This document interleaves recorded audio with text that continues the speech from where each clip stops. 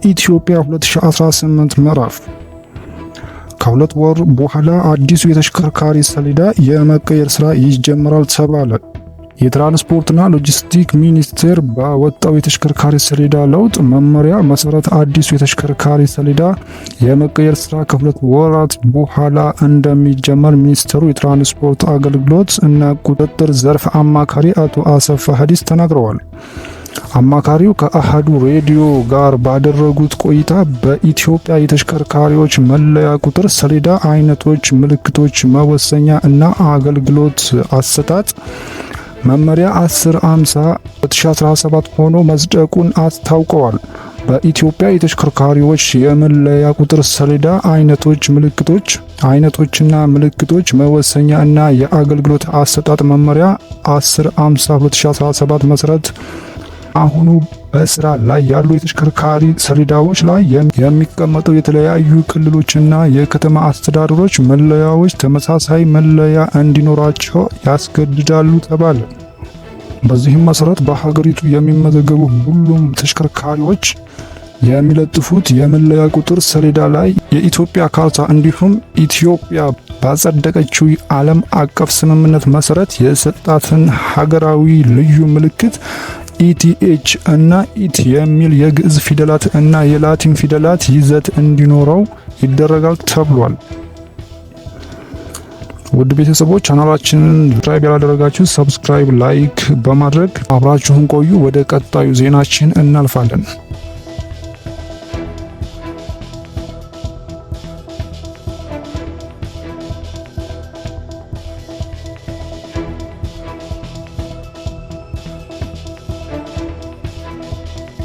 በሶማሌ ክልል ካሉብ በአመት 111 ሚሊዮን ሊትር ማምረት የሚችለው የነዳጅ የኦጋዴን ፈሳሽ የተፈጥሮ ጋዝ ፕሮጀክት የመጀመሪያ ዙር ተመርቋል።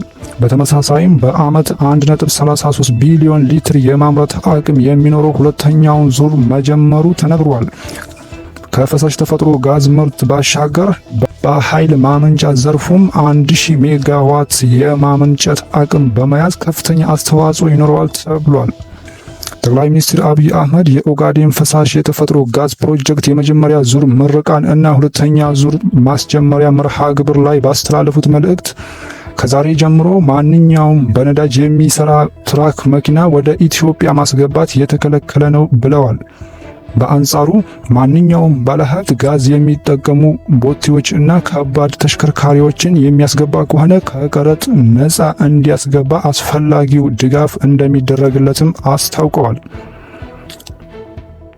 በአንድ ጊዜ ውስጥ 2000 የሚጠጉ ወደ አዲስ አበባ ከተማ እና ወደ ክልል የሚሄዱ ባሶች አሁን ከሚጠቀሙት ነዳጅ ወደ ጋዝ እንቀይራለን ብለዋል። ወደ 2000 መኪናዎች ወደ ጋዝ ሲቀየሩ የትራንስፖርት ዋጋ ቢበዛ ወይም ቢያንስ አሁን ካለው ግማሽ በመቶ በሚቀጥለው ዓመት እንደሚቀንስ ገልጸዋል።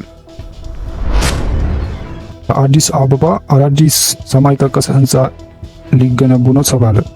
የሚገነቡ 15 ሰማይ ጠቀስ ህንፃዎች ዝርዝር 1 አዋሽ ባንክ ዋና መስሪያ ቤት 80ኛ ፎቅ፣ 2 የኢትዮጵያ ኤሌክትሪክ አገልግሎት 65ኛ ፎቅ፣ 3 የኦሮሚያ ህብረት ስራ ባንክ 65ኛ ፎቅ፣ 4 ቱሪዝም ሚኒስቴር የሚያስገነባው መሶብ ታወር 70ኛ ፎቅ፣ 5 አቢሲኒያ ባንክ ዋና መስሪያ ቤት 60ኛ ፎቅ፣ 6 የኢትዮጵያ መምህራን ማህበር ዋና መስሪያ ቤት 65ኛ ፎቅ፣ 7 ግሎባል ባንክ ዋና መስሪያ ቤት 50ኛ ፎቅ፣ 8 አሚባራ ሪል ስቴት ፕሮጀክት 46ኛ ፎቅ፣ 9 ሴንትራል ፕላዛ 45ኛ ፎቅ፣ 10 ፓልም ሪል ስቴት 45ኛ ፎቅ፣ 11 ኦሮሚያ ኢንሹራንስ ኩባንያ 40ኛ ፎቅ፣ 12 አባይ ባንክ 30ኛ ፎቅ፣ 13 እናት ባንክ ዋና መስሪያ ቤት 35ኛ ፎቅ፣ 14 ብርሃን ባንክ ዋና መስሪያ ቤት 35ኛ ፎቅ፣